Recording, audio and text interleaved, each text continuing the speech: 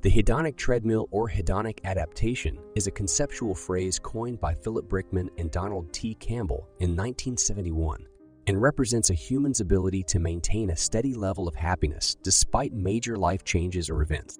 This psychological principle suggests that as a person's wealth increases, their desires and expectations also elevate, leading to no enduring gain in happiness.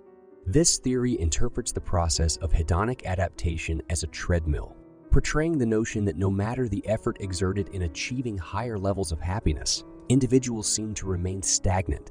Various cognitive and neurochemical alterations such as modifications in values, objectives, and perception of a situation, and the desensitization of in the brain's hedonic pathways contribute to hedonic adaptation. Additionally, humans are known to establish elaborate justifications for considering themselves less fortunate through a process Greg Easterbrook refers to as abundance denial. Initially conceived as relative happiness, Brickman and others began examining hedonic pleasure in 1978 through the standpoint of Helson's adaptation level theory, which proposed that perception is reliant on comparing previous stimuli. The hedonic treadmill closely resembles other features of adaptation that bolster perception, for instance. The increase or decrease in sensitivity depending on circumstances or environment can influence motivation. Frederick and Lowenstein identify three primary processes in hedonic adaptation: shifting adaptation levels, desensitization, and sensitization. For example, shifting adaptation levels might be observed when an individual, such as Sam, experiences a raise. He might initially feel happier, but will eventually become accustomed to his new salary and revert to his previous level of happiness. However, he will still express joy when he receives a holiday bonus. Another process is desensitization, which reduces overall sensitivity and hence sensitivity to alterations, a phenomenon often experienced by individuals in disruptive environments like war zones.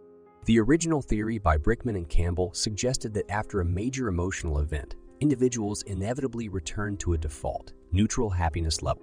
However, a revision to this theory was proposed in the review Beyond the Hedonic Treadmill, revising the adaptation theory of well-being by Diener, Lucas, and Scollin. This expanded model emphasized that people possess different, partially inherited happiness set points, showing that we're not all simplistically neutral in hedonic terms. They further suggested that one might hold multiple happiness benchmarks, including life satisfaction and subjective well-being, leading to potential variations within a particular range of happiness. Diener and team backed their claim with consolidated longitudinal and cross-sectional research, asserting the possibility of a changeable happiness set point. They also pointed out that individuals demonstrate diverse rates and degrees of adapting to changes in their circumstances. Mancini, Bonanno, and Clark's longitudinal study echoed this perspective, highlighting people's varied reactions to significant life events like marriage, divorce, and widowhood. While some experience considerable changes in their hedonic set point, many remain relatively consistent. The life satisfaction and subjective well-being set points were deemed more susceptible to change. Consistently, Fujita and Diener study recognized the life satisfaction set point as AI soft baseline. For most, it's on par with their happiness baseline and remains relatively stable throughout their lifetime. However, for some portion of the population, this baseline can shift due to significant life events. Further research confirmed that subjective well-being set points could indeed change over time, challenging the inevitability of adaptation. Lucas, through archival data analysis, discovered instances of drastic changes in these set points in cases like acquiring a severe, long-term disability. However, Diener, Lucas, and Scollin cautioned that the extent of fluctuation one might experience would depend largely on their adaptive abilities. Following a decade-long study of twins, Licken Intelligent inferred that roughly half of our happiness is genetically hardwired.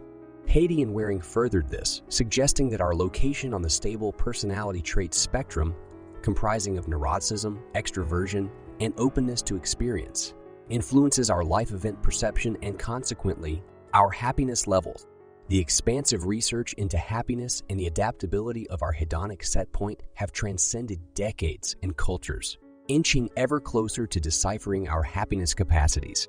Research demonstrated that paraplegics, despite initially experiencing a decrease in life happiness following their injury, display considerable resilience by not only recalling a significant degree of past happiness, but also projecting similar levels of future happiness as they're able-bodied.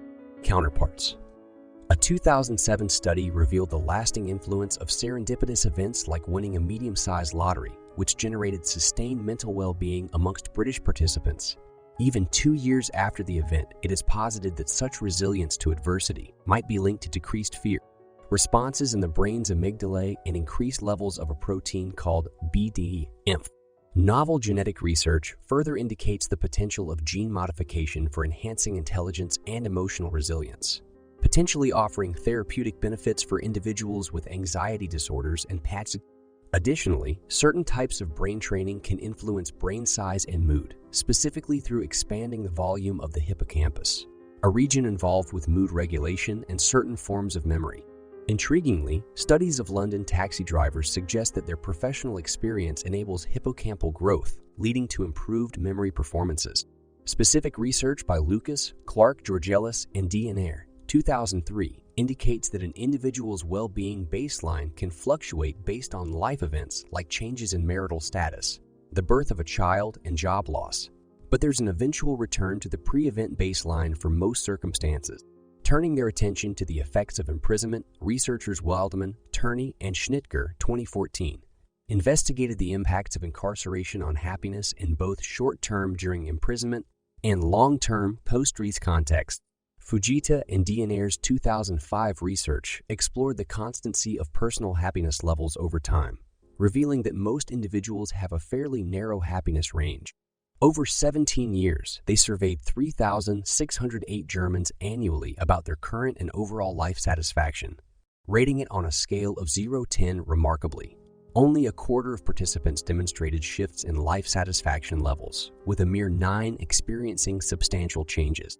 The study also found that those who reported higher life satisfaction levels tended to have more stable satisfaction levels compared to individuals reporting lower satisfaction levels.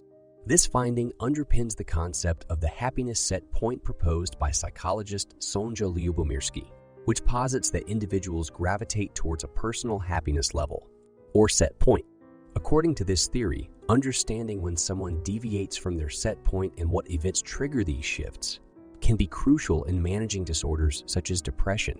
Furthermore, encouraging acts of kindness, which are often associated with long-lasting well-being, could raise a person's set point and help mitigate impulsive behaviors aimed at achieving happiness.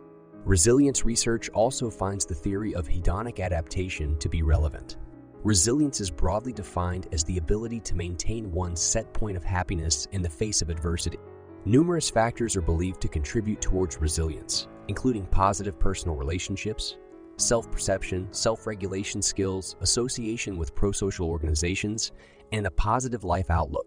It is important not to perceive an individual's happiness set point as absolute. Consider it as a predisposition rather than a rigid determinant of happiness susceptible to influence. Ahmed and Koob's 1998 study on rats' response to excessive drug intake suggested that mind-altering substances like cocaine could alter an individual's set point. They found that drug use sparked neurochemical changes which necessitated higher drug intakes to reach previous pleasure levels. Thus, substance abuse can have lasting effects on an individual's happiness set point. Sosis's 2014 critique of the twin studies argues that certain assumptions regarding the genetic roots of the happiness set point are disputable, challenging the concept of the hedonic treadmill. In his 2008 study, Hedey discovered that positive personality traits and possessing an internal control mechanism significantly influence one's subjective sense of happiness and fulfillment. Notably, less neurotic individuals report higher levels of satisfaction. Engaging in activities and setting goals that augment relationships with others and contribute to the collective good, such as family or altruistic endeavors, are found to elevate one's well-being. However, emphasizing more superficial life goals focused on career advancement, wealth accumulation, and gaining social status tends to slightly diminish happiness. Though an increased household income does have a minor positive effect, the length of one's educational pursuit doesn't directly affect life satisfaction. Hedey's findings dispute the set point theory, showing no default return to a balanced state after the onset of a disability or chronic illness. These life-changing events are permanent and hence can instigate depressive thoughts and increase neuroticism, impeding well-being. The study underscores that a disability seems to be the most consequential factor determining one's subjective happiness. Its impact outweighs that of neuroticism, the second most potent influence on life satisfaction, by nearly double.